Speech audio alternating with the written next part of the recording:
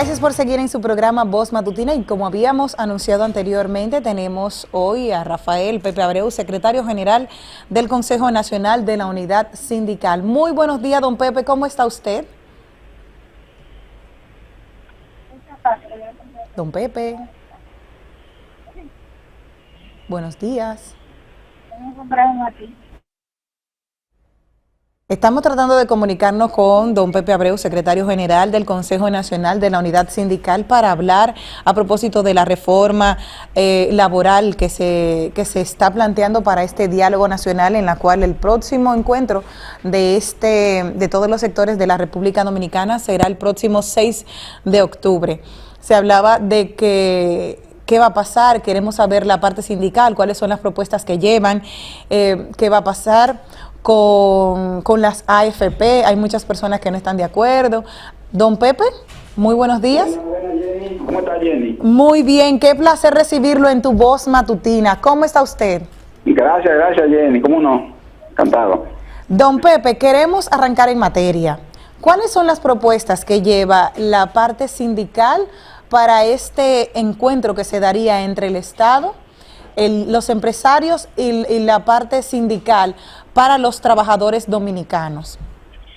Bueno, nosotros, como usted sabe, como lo decía en la introducción, se ha puesto en vigencia lo que se puede ver como el abordaje a el tema referido a la legislación laboral dominicana, que como conocemos, son los empresarios, no los trabajadores, quienes han planteado la necesidad de modificar el Código Laboral Dominicano. Y cuando una modificación a una legislación como la laboral parte del sector empresarial, no lo hacen porque aspiran a mejorarla, no, ellos lo hacen porque supuestamente entienden, como aparece declarado en los medios de hoy, que la carga laboral que impone el código supuestamente crea un estado de situación para la empresa que le impide un mejor desarrollo y desenvolvimiento de la inversión. Es decir, que para nosotros la posición que llevamos a la mesa en la que se tratará lo referido al Código Laboral es de que no permitiremos ninguna modificación que atente contra los derechos que los trabajadores durante tantos años han logrado en la República Dominicana. Don Pepe, yo quiero tener, como usted sabe que todo el conocimiento que usted guarda, las experiencias, las luchas por el sector sindical de la República Dominicana, se hablaba, hace unos meses hablaba con mi papá y me decía que en los años previos a la dictadura, los empleados tenían mayor protección que actualmente, porque con esto de la AFP nosotros perdimos como trabajadores muchos derechos de que ya no se nos pensiona, si no es por parte del Estado, no se nos pensiona. ¿Entiende usted que realmente con la modificación que hubo a partir de la creación de las AFP, los trabajadores perdimos mucho más de lo que teníamos en la era de Trujillo? El señor Aquino tuvo una intervención, ¿verdad?, en su conversación familiar, ¿verdad?, así, que remonta a señalar que durante, por ejemplo, la dictadura trujillista y la dictadura más ilustrada, como se decía, de doctor Balaguer, de los 12 años,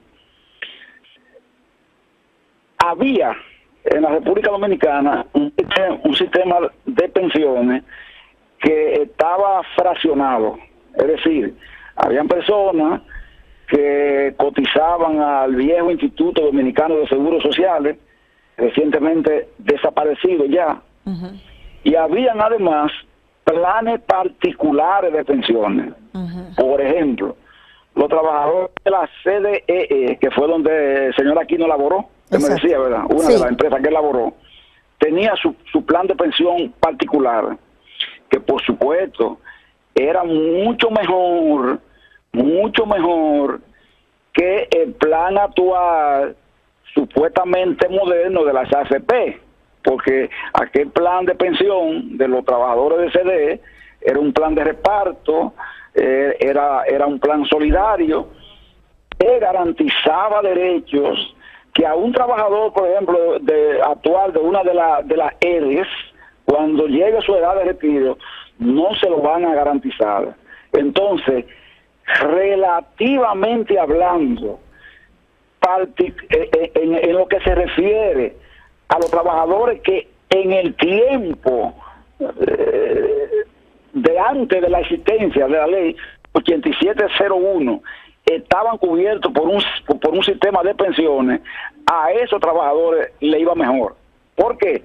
Porque la actual ley es una ley de capitalización individual, no da certidumbre de cuál será la tasa de reemplazo que el trabajador va a recibir cuando le toque la edad de retiro. Es decir, Jenny, que uno tiene un trabajador ahí y usted dice, bueno, tú estás ganando 25,000 pesos para poner un sueldo más o menos, ¿verdad? Sí. Que no es el común aquí, porque aquí lo común son 15, 18,000, pero póngale 25,000 pesos. Entonces, usted no puede decir, desde la visión de una AFP, que cotizando ese trabajador, por ejemplo, 360 cotizaciones, que son 30 años, usted no puede asegurarle a ese trabajador que va a recibir un monto mayor de 5,000 pesos. Claro. De 5,000 pesos, ganando 25,000. Entonces, uno se pregunta, ¿verdad? ¿Valió la pena el sistema nuevo entonces? ¿O valía mejor mejorar el que existía, entiende, y mantenerlo? ¿Entiendes? Extenderlo a todo y mantenerlo, porque el defecto del otro era que no estaba extendido a todo, sino a una parte. Ahora, el pasado extendido a todo resultaba ser mejor que el actual, ¿verdad? Con las limitaciones y la tasa de reemplazo que va a obtener. En el caso del 30% que se está exigiendo, justamente que está en boga, ¿qué opina usted? ¿Qué opinión tiene usted, hablándome de este caso, de que tú dices, si durante 30 años tú cotizas y no llegas a un salario de 5,000, ¿es realmente necesario esto del 30% para dárselo a los empleados? ¿Qué usted opina de esto?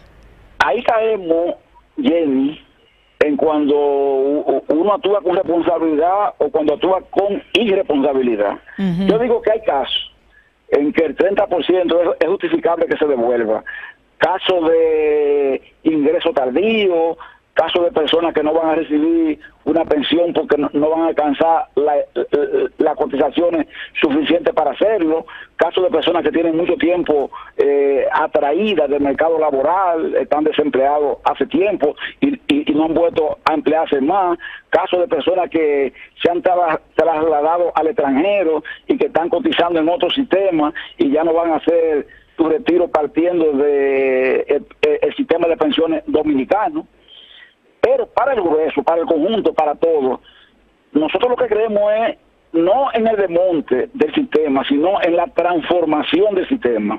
Porque si usted agarra y masivamente distribuye el 30% de un sistema que sin eso, ya hablamos de las limitaciones que puede tener, es decir, tasa de reemplazo muy baja, usted va a tener al final de la vida laboral de mucha gente, muchísimas personas, ancianas, desvalidas y sin posibilidad de recibir un ingreso por una pensión. Y eso es altamente peligroso porque cuando llega la edad de retiro, la gente cuando es joven no lo siente, pero cuando llega la edad de retiro, que ya usted no puede laborar más, si usted carece de ingreso mínimo, por supuesto va a quedar en prácticamente una situación de desamparo. Entonces, ¿en qué creemos nosotros? Nosotros creemos en que eliminando el sistema de AFP, como está planteado. Y volviendo al sistema de que su padre hablaba, pero extendiéndolo de manera que sea un sistema solidario y de conjunto, se pueden obtener tasas de reemplazo que garanticen que si una persona, por ejemplo, labora 30 años y cotiza 360 cotizaciones, se pueda retirar con el 100% de su salario.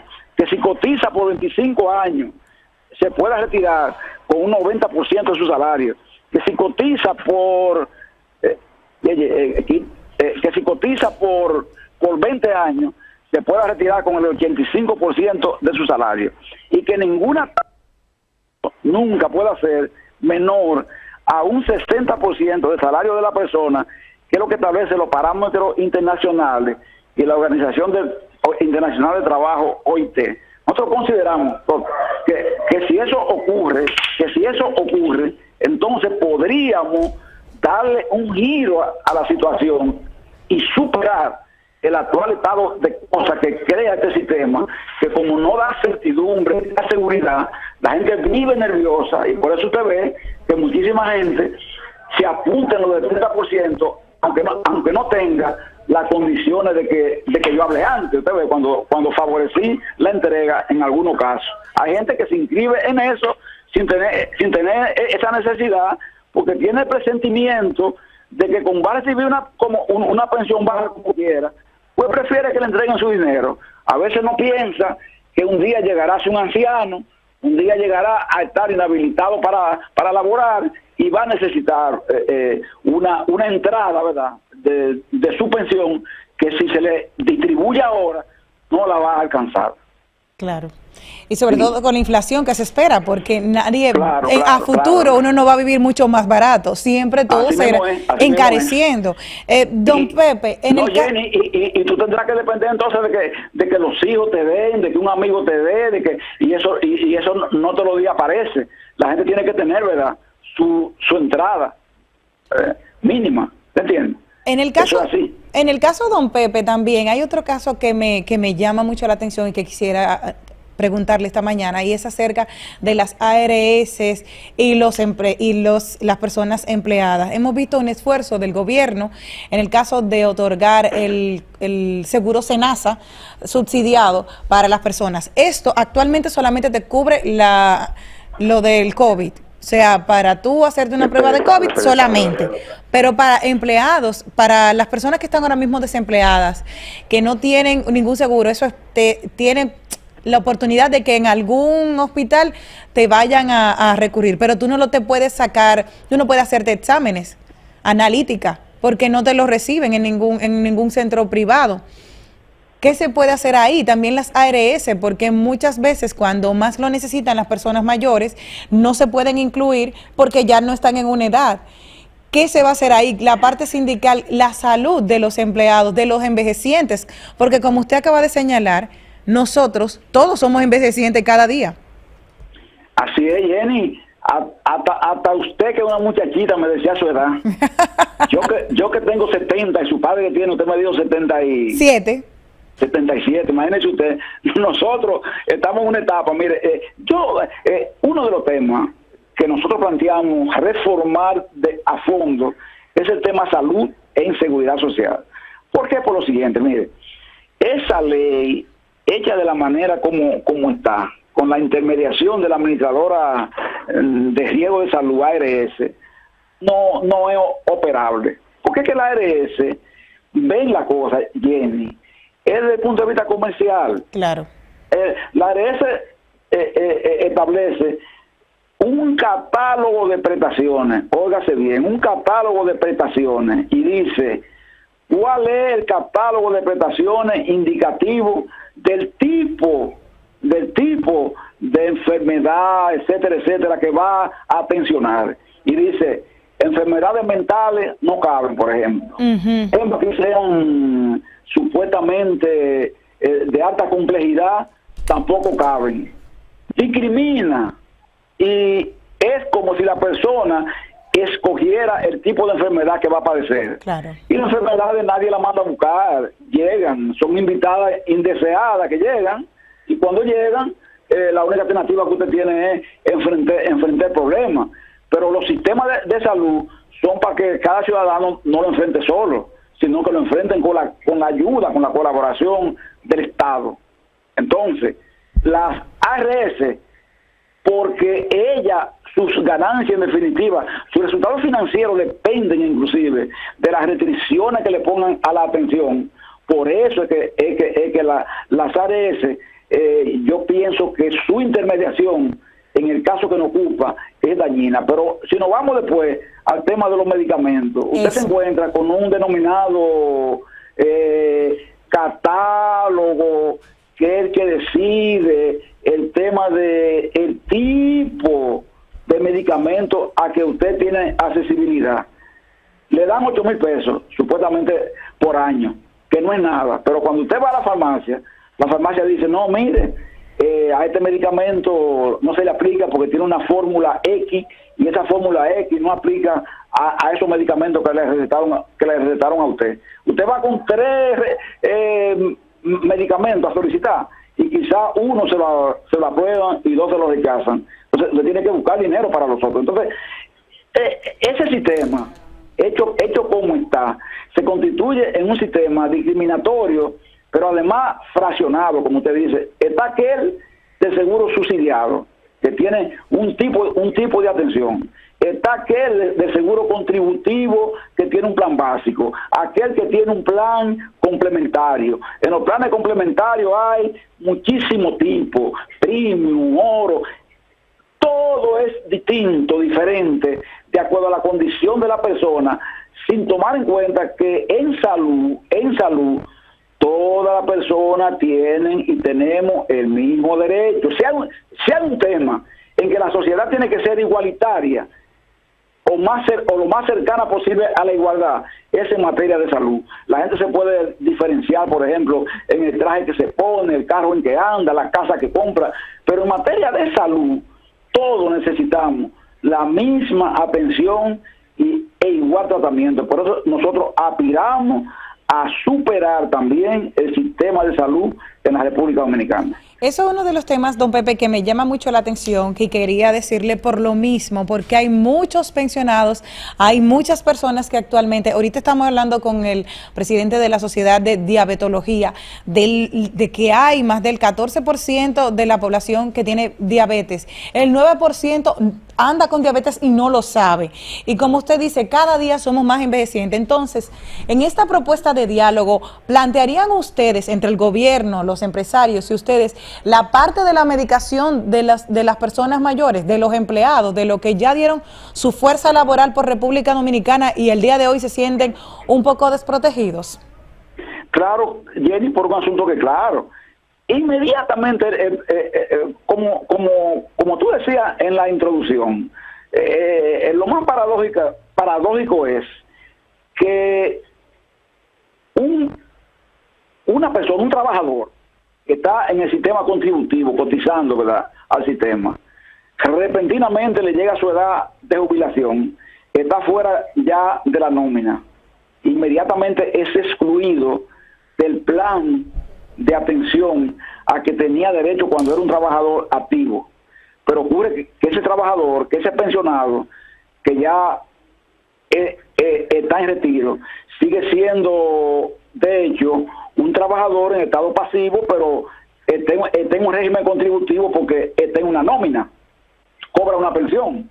Sin embargo, esa persona es inmediatamente excluida, es enviada a un sistema como si él fuera una especie de, diríamos así, una especie de desprovisto de toda posibilidad de aporte, cuando primeramente aportó en su vida laboral, ¿verdad? Claro. Y en segundo lugar, todavía, aún estando fuera, por ejemplo, de una nómina activa, sigue siendo parte de una nómina pasiva. Entonces, ese pensionado debe tener derecho a permanecer en el sistema al que ha estado integrado. Sin embargo, lo excluye como si fuera una especie de indigente. Entonces, es por eso que ese tema es de los temas centrales que está ahí, que a veces usted ve la gente embuida por el tema del 30% y cosas así.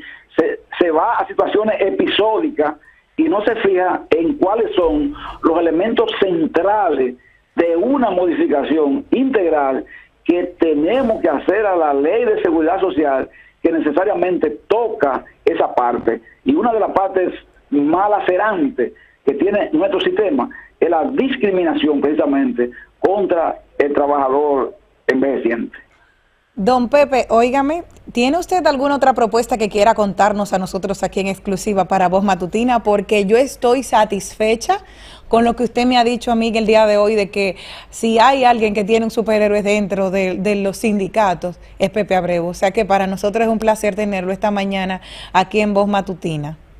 Bueno, Jenny, lo importante para mí es que hiciera contacto con nosotros, nos tomara en cuenta y que nos siga tomando en cuenta, porque utilizar tus medios, ¿verdad?, para Voz Matutina, para hacer estas intervenciones ahora en este proceso que nos espera, de esta reforma donde estaremos imbuidos, para nosotros es muy importante.